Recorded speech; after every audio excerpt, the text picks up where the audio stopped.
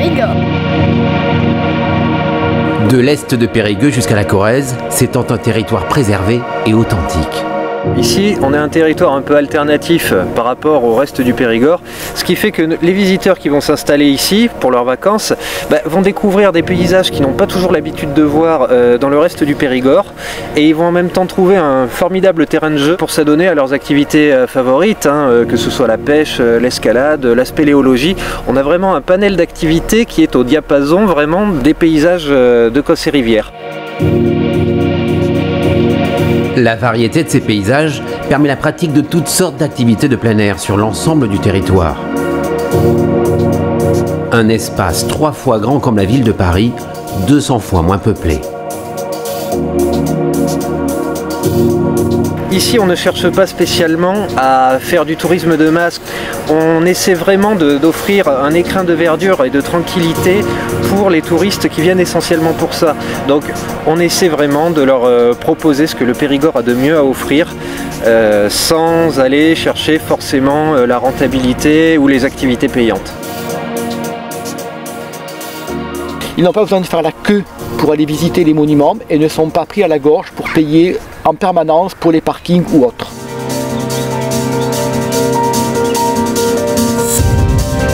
On vous parlera d'escalade, de VTT. Pour ça, vous n'avez pas besoin de payer. Les falaises ne vous demandera pas d'argent, pas plus que les chemins de randonnée. Vous pouvez vraiment vous occuper vos enfants gratuitement. Oui, super. Des trésors au grand jour, d'autres cachés. On a des cavités qui sont vraiment très praticables parce qu'il y a une vraie randonnée. Et puis il y en a où il faut vraiment souffler et les gens ne pensent pas qu'ils vont passer dans un trou qui est gros comme le couvercle de machine à laver. C'est pas possible. Et puis en fait avec la position, la technique et tout, ils passent et ils sont fort surpris. Le plaisir d'une balade à vélo dans la vallée de l'Auvézère. La route vous appartient. L'esprit vagabonde et l'œil se régale. Les paysages sont magnifiques, les maisons sont superbes, moi je le regarde beaucoup, ça m'intéresse. Et alors quand on est sur une hauteur, on découvre des vallées formidables.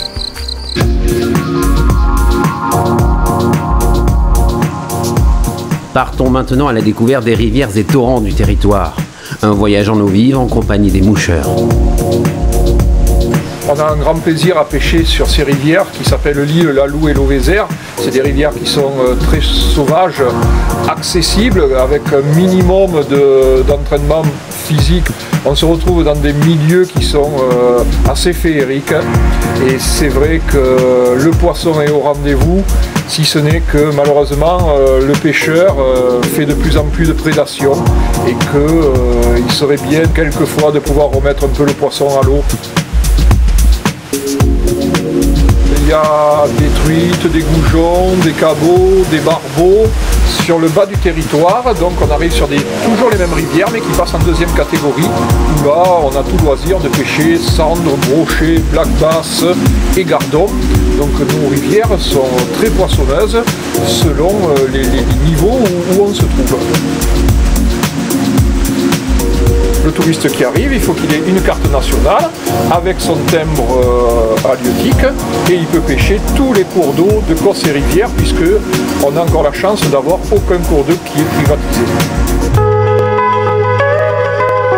Avec 70 voies aménagées pour l'escalade sur 3 sites différents, le territoire est un paradis pour les grimpeurs de tout niveau. Allez, voilà. Allez, monte tes pieds, bloque tes pieds, maintenant reprends l'arête. Voilà, repart comme ça. Sur chaque site, il y a différentes classifications. On démarre de la plus facile qui va du 4-, jusque la plus difficile qui se trouve au Roche Enchantée. On a de très bons grimpeurs qui sont venus équipés. Et là, on va jusqu'à du 8B. 8B, donc c'est très dur, sachant que nous, à niveau moyen de club, on s'arrête à 6B, 6C. Et au pied des falaises coule l'Auvézère, la rivière impétueuse au parfum de fougères. Elle relie le bocage limousin aux vallées du Périgord blanc. L'Auvézère, c'est une belle rivière qui offre différents parcours. D'un parcours d'initiation, on va dire, randonnée familiale, jusqu'à des parcours confirmés pour des des gens de club, des compétiteurs qui viennent faire des compétitions à Saint-Mémin. Les enfants à partir de 14-15 ans, jusqu'à des personnes qui ont une soixantaine d'années, qui sont en bonne condition physique, il n'y a pas de problème. Le calme et la sérénité qui se dégagent du territoire sont pour certains un appel à la méditation. Au Moulin des Chaves, chaque été, une centaine d'adeptes venus de toute l'Europe s'ouvrent à l'éveil et à la contemplation.